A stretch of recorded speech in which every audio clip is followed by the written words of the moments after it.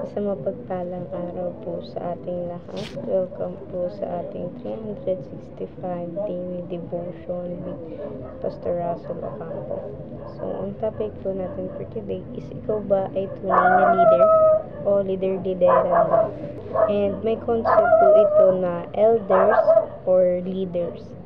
In the New Testament, elders, Greek presbyotos, were appointed to shepherd, teach, and oversee local churches. They are also called overseers, bishop, episcopos, and pastor. Shepherds, women, showing their responsibility to take care of God's flock. And may notes po dito na nakalagay. First note, elders, bishop and pastor refers to the same role. Second, elders are leaders of the New Testament churches. Sa third po, elders are selected mainly by moral standard. And may kita po natin po sa Acts chapter 20 verse 28. Keep watch over yourselves and all the flock of which the Holy Spirit has made you overseers. Be shepherd of the church of God, which He bought with His own blood. Sa Tagalog po, ingatan ninyo ang inyong sarili at ang buong katawan. Sa kanila ay inilagay kayo ng Espiritu Santo sa mga tagapangasiwa upang pangalagaan ang inyong iglesia ng Diyos na binili niya sa kanyang sariling dugo. Ngayon po, i-share ko po yung mga natutunan ko sa naging topic po natin for today. Simulan po natin sa teaching. First teaching on being a leader. So, first teaching, it is primarily a function, not just a title. So, yung pagiging elders po natin, ng mga elders natin sa churches, hindi po ito just a title lang na ibinigay. Hindi yung title lang na ibinigay na, okay, elders ka, matanda ka, but then, meron din po silang tungkulin sa churches natin. Ngayon naman sa second teaching, it is primarily about morality, not just skills.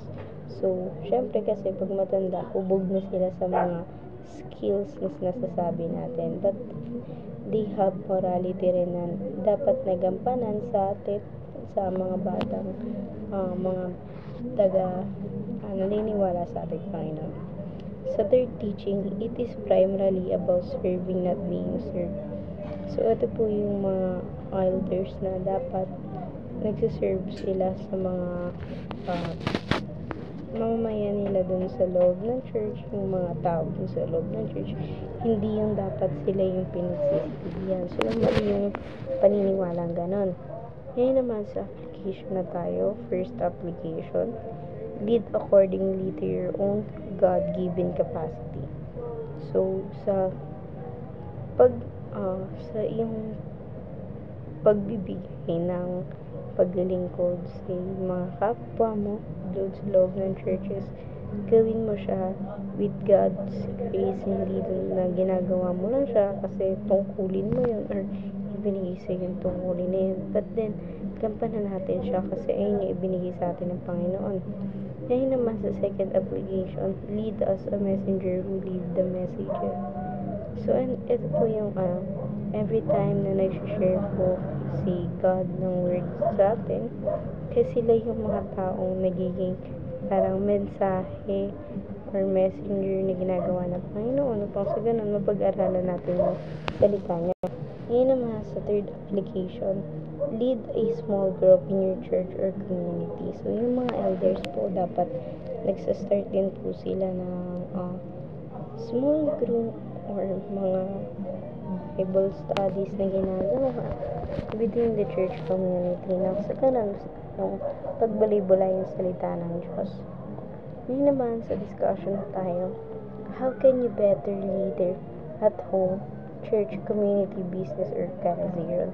For me, magiging better leader lang ako kung ang titignan natin or paghahgiyahin natin ang pagiging mabuting tagapangasiwa natin ay ang Panginoong Kristo dahil siya yung naging good example ng pagiging masunurin at magandang impluwensya sa mga nasasakupan niya. And ayun lamang po for our today's discussion. Thank you for watching.